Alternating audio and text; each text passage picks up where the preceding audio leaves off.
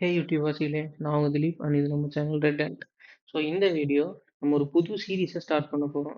அதாவது அரசியல் round up அப்படிங்கிற சீரிஸ். ஸோ இது எப்படி இருக்கும் அப்படின்னா, ஒரு வாரம் ஃபுல்லா நடந்த அரசியல் நிகழ்வுலருந்து முக்கியமான ஒரு 3 டாபிக்ஸ் எடுத்து அத பத்தி உங்களுக்கு நான் எக்ஸ்பிளைன் பண்ணுவேன். இப்படிதான் இந்த வீடியோஸ்ல இருக்க போகுது. ஸோ நம்ம அரசியல் ரவுண்ட் அப்போட ஃபர்ஸ்ட் வீடியோல நம்ம பார்க்க போற 3 டாபிக்ஸ் என்ன அப்படின்னா, நீட் தொடர்பான சட்டப்பேரவை தீர்மானம், அண்ட் தமிழ்த்தாய் வாழ்த்து தொடர்பான சட்டப்பேரவை தீர்மானம், அண்ட் அது மட்டும் இல்லாம டீலிமிட்டேஷன் அண்ட் அத ஒட்டி நடந்த எம்பிக்கள் கூட்டம். இத பத்தின விஷயங்கள தான் நாம இந்த வீடியோல பார்க்க போறோம். வாங்க வீடியோக்குள்ள போலாம்.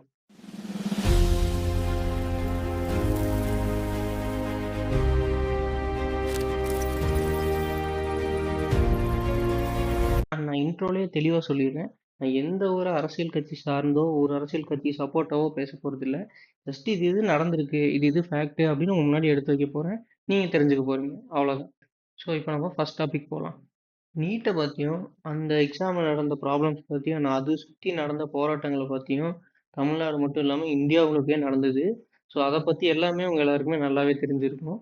இப்போ இது எல்லாத்துக்கும் அப்புறமா நம்ம தமிழ்நாடு சட்டப்பேரவையில பாத்தீங்கன்னா, நீட்ட ரத்து பண்ணும் அப்படிங்கிற ஒரு தீர்மானத்த நிறைவேற்றியிருக்காங்க. நேத்து ஆகஸ்ட் 11ஆம் தேதி இது நடந்திருக்கு. ஸோ இதுக்கான முக்கிய காரணங்களா நம்ம தமிழ்நாடு கவர்ன்மெண்ட் சைட்ல இருந்து என்னென்னலாம் சொல்லி இந்த தீர்மானத்த நிறைவேற்றியிருக்காங்கன்னா, முக்கியமா செல்ஃப் ஸ்டடி இல்லாம கோச்சிங் சென்டர தான் அதிகமா டிபெண்ட் பண்ண வேண்டியிருக்கு.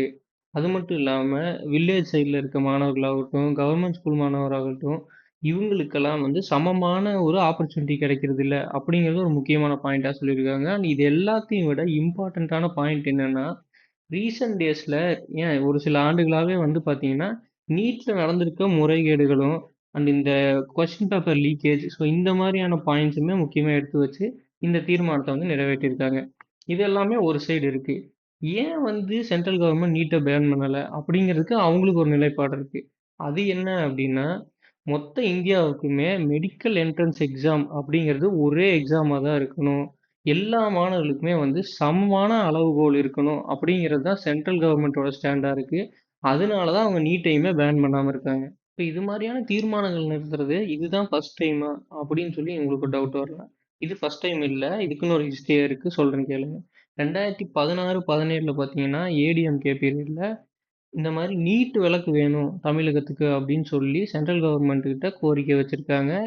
அண்ட் அதே மாரி 2020ல ஏடிஎம்கே பீரியட்ல பார்த்தீங்கன்னா, அரசு பள்ளி மாணவர்களுக்குன்னு தனிப்பட்ட முறையில ஒரு 7.5% வந்து மருத்துவ படிப்பு சேர்க்கையில வந்து ஒதுக்கீடு குடுத்துருக்காங்க. அண்ட் அதுக்கப்புறமா 2021ல டிஎம்கே பீரியட்ல பார்த்தீங்கன்னா, ஃபர்ஸ்ட்டு தமிழக சட்டப்பேரவையில நீட் எதிர்ப்பு மசோதாவ வந்து நிறைவேற்றுறாங்க. அப்படி நிறைவேற்றின அந்த மசோதாவ வந்து ஆளுநரோட அப்ரூவலுக்கு அனுப்புறாங்க. அண்ட் அதுக்கப்புறமா 2022ல சேம் டிஎம்கே கவர்மெண்ட் வந்து ஆளுநர் திருப்பி அனுப்புன அந்த மசோதாவ திரும்பவும் சட்டப்பேரவையில் நிறைவேற்றுறாங்க. அப்படி நிறைவேற்றி அத வந்து குடியரசுத் தலைவரோட அப்ரூவலுக்கு அனுப்புறாங்க. ஸோ இந்த எல்லா முயற்சிகளுக்குமே வந்து நெகட்டிவ் ரெஸ்பான்ஸ் தான் வருது. அண்ட் அதுக்கப்புறமாவே டிஎம்கே பீரியட்ல நெறைய டைம் வந்து கடிதங்கள் எழுதுறது, தீர்மானங்கள் நிறைவேற்றுறது, இந்த நீட் எதிர்ப்பு பண்ணிட்டு இருந்திருக்காங்க. அண்ட் அதுக்கப்புறமா டிவிகே கவர்மெண்ட் வருது. அவங்களுமே இந்த நீட்ட ரத்து பண்ணும் அப்படிங்கிற தீர்மானத்த நிறைவேற்றின மூலமா அதே நிலைப்பாட்டோட தான் நாங்களுமே இருக்கோம். ஸோ தமிழகத்துக்கு நீட் விலக்கு வேணும் அப்படிங்கிறத இன்னொரு டைம் வந்து வலியுறுத்தியிருக்காங்க. சரி ஓகே. இவ்வளோ தீர்மானம் நிறைவேற்றுறாங்க, இவ்வளோ கடிதமெல்லாம் போட்டிருக்காங்கன்னு சொல்ற. நீட்ட பேன் பண்றதுக்கு வழியே இல்லையா? ஏன் இவ்வளவு நாள் பேன் ஆகலன்னு நீங்க யோசிக்கிறீங்க. நீட் பேன் பண்றதுக்கு இருக்கிற வழிகள நான் உங்களுக்கு சொல்றேன். இப்ப நம்ம நிறைவேற்றின மாரி நம்ம ஸ்டேட்டுக்குன்னு சொல்லி நீட்லேருந்து எக்ஸம்ஷன் வேணும், அதாவது விலக்கு வேணும் அப்படின்னு சொல்லி மசோதாவை நிறைவேற்றி, அத வந்து குடியரசுத் தலைவரோட ஒப்புதலுக்கு அனுப்பலாம். இன்கேஸ் அவர் அப்ரூவல் பண்ணாரு அப்படின்னா, இங்க வந்து நீட் பேன் ஆகும். 2வது வழி என்னன்னா, சுப்ரீம் கோர்ட்ல கேஸ் ஃபைல் பண்ணலாம். அப்படி கேஸ் ஃபைல் பண்ணி அதுல வாதாடி ஜெயிச்சாலுமே இங்க நீட் வந்து பேன் ஆகும். அண்ட் 3வது வழி என்ன அப்படின்னு பார்த்தீங்கன்னா, நாடாளுமன்றத்துல வந்து நம்ம தீர்மானம் நிறைவேற்றலாம். இப்போ இங்க எப்படி நம்ம சட்டப்பேரவையில நிறைவேற்றுறதுக்கு மேக்ஸிமம் நம்பர்ஸ் ஆஃப் வோட் வந்து மேக்ஸிமம் மெம்பர்ஸோட வோட் நமக்கு வேணுமோ, அதே மாரி நாடாளுமன்றத்துல தீர்மானத்த கொண்டு வந்து அங்க மேக்ஸிமம் மெம்பர்ஸ் வோட் அத வந்து நிரூபிச்சு அந்த தீர்மானத்த வந்து நிறைவேற்றலாம். ஸோ இந்த வழிகள் மூலமா தான் நீட்ட பேன் பண்ண முடியும். இப்போ 2வது விஷயம். அதாவது சட்டப்பேரவை ஆகட்டும், கவர்மெண்ட் அப்புறம் எஜுகேஷன் இன்ஸ்டிடியூஷன் நடத்துற எல்லா விதமான நிகழ்ச்சிகளிலுமே வந்து தமிழ் தாய் வாழ்த்து தான் ஃபர்ஸ்ட் பாடணும் அப்படிங்கிற ஒரு தீர்மானத்த வந்து சட்டப்பேரவையில நிறைவேற்றியிருக்காங்க. இது ஆகஸ்ட் 10ஆம் தேதி நடந்திருக்கு. இதுக்கு தமிழ்நாடு கவர்மெண்ட் என்ன சொல்றாங்க அப்படின்னா, இது தமிழ் மொழிக்கும், தமிழர்களோட பண்பாட்டுக்கும் குடுக்கக்கூடிய ஒரு மரியாதை அப்படின்னு சொல்லி அவங்க சொல்லியிருக்காங்க. அண்ட் அது மட்டும் இல்லாம, நேஷனல் ஐடென்டிட்டி சம்மந்தப்பட்ட விஷயங்கள்ல தேவையில்லாத அரசியல் விவாதங்கள கொண்டு வர வேண்டாம்ன்னும் அவங்க சொல்லியிருக்காங்க. அண்ட் ரீசென்ட்டா மட்டும் இல்லாம, ஒரு சில மாசங்களாவே வந்து இந்த தமிழ் தாய் வாழ்த்த வச்சு என்னென்னலாம் அரசியல் நடந்தது, என்னென்னலாம் கருத்துக்கள் போச்சு, என்னென்னலாம் பிரச்சனைகள் ஆச்சுன்னு சொல்லி நீங்க எல்லாமே நியூஸ்ல பார்த்துருப்பீங்க. அது எல்லாத்துக்குமே ஒரு ஃபுல் ஸ்டாப் வைக்கிற மாரி இந்த சட்டப்பேரவை தீர்மானம் அமைஞ்சிருக்கு. இதுக்குமே ஒரு ஹிஸ்ட்ரி இருக்கு. என்னன்னு பார்த்தீங்கன்னா, 1970ல அப்போ டிஎம்கே கவர்மெண்ட் ஆண்டுட்டு இருந்தாங்க.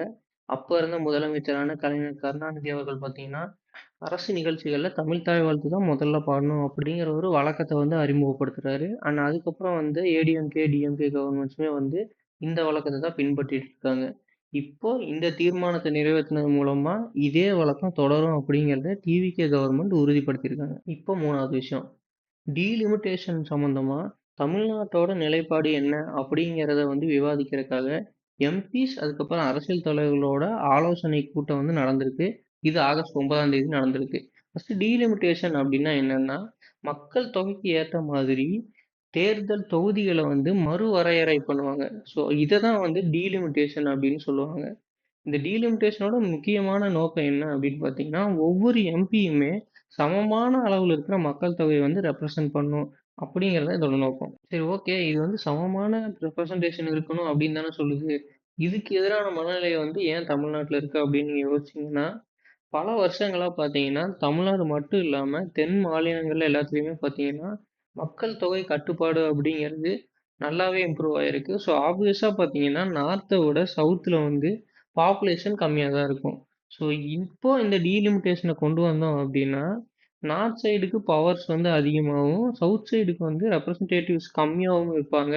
அப்படிங்கிற ஒரே காரணத்துக்காக தான் இதுக்கு எதிரான மனநிலை வந்து தமிழ்நாட்டுல இருக்கு. அண்ட் இதுவுமே புது பிரச்சனையா அப்படின்னு கேட்டீங்கன்னா, அதுதான் இல்ல. இதுக்குமே ஒரு ஹிஸ்டரி இருக்கு.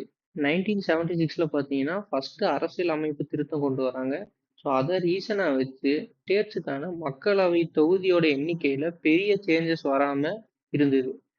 அது மட்டும் இல்லாம அது 2026 வரைக்குமே எக்ஸ்டெண்ட் பண்ணப்பட்டிருந்துச்சு. ஸோ இப்போ 2026ஓட இந்த எக்ஸ்டென்ஷன் முடியறதுனால, இப்போ டீலிமிட்டேஷன எப்படி வந்து அமல்படுத்த போறாங்க? எந்த மாரி இது இருக்க போகுது? அப்படிங்கிறது தமிழ்நாடு மட்டும் இல்லாம இந்தியா முழுக்கவே வந்து பார்த்தீங்கன்னா, இது ஒரு மிகப்பெரிய விவாதமா வந்துகிட்டு இருக்கு. ஸோ இப்போ டிவிகே கவர்மெண்ட் வந்து பார்த்தீங்கன்னா, இந்த விஷயத்துல தமிழகத்தோட நிலைப்பாட வந்து விவாதிக்கிறதுக்காக எம்பி அதுக்கப்புறம் அரசியல் தலைவர்களோட கூட்டத்த நடத்தியிருக்காங்க. என்னதான் இந்த கூட்டத்த அவங்க நடத்தியிருந்தாலுமே, இதுல எல்லா கட்சிய சேர்ந்தவங்களுமே கலந்துக்கல. ஸோ இதுக்கு பார்த்தீங்கன்னா, கலந்துக்காத கட்சிகள்லாம் ஒவ்வொரு கட்சிகளும் ஒவ்வொரு ரீசன்ஸ சொல்லியிருக்காங்க.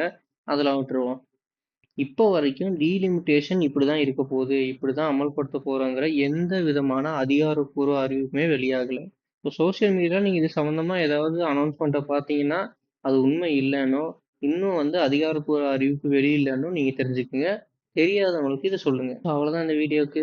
இப்ப நம்ம பேசின இந்த 3 விஷயமே பார்த்தீங்கன்னா, ஏதோ நேத்து இன்னைக்கு நடந்த பிரச்சனையெல்லாம் கிடையாது.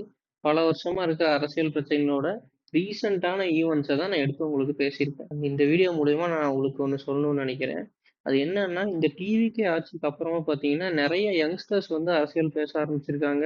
ஏன் எனக்கு தெரிஞ்சவங்களே நெறைய பேரு இதுவரைக்கும் அரசியலே ஃபாலோ பண்ணாதவங்க எல்லாமே அரசியல வந்து ஃபாலோ பண்றாங்க. ஆனா என்ன விஷயம் அப்டின்னா, உங்களுக்கு புடிச்ச தலைவர்களோ, கட்சிகளோ அதுக்குள்ள சேர்ந்துட்டு எதிர்ல இருக்கிறவங்கள அடிக்கிறது, உங்களோட கட்சி என்ன நடந்தாலும் டிஃபெண்ட் பண்றதுங்கிற விஷயங்கள பண்ணாதீங்க.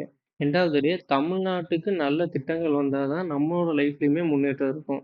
ஸோ உங்களோட கட்சி மேல இருக்க, இல்ல உங்க தலைவர் மேல இருக்க அன்போ, பாசமோ வந்து நாட்டோட நலன பாதிக்காம இருக்கிற அளவுக்கு நீங்க இருக்கணும். ஸோ இந்த வீடியோ பிடிச்சிருந்தா லைக் பண்ணுங்க.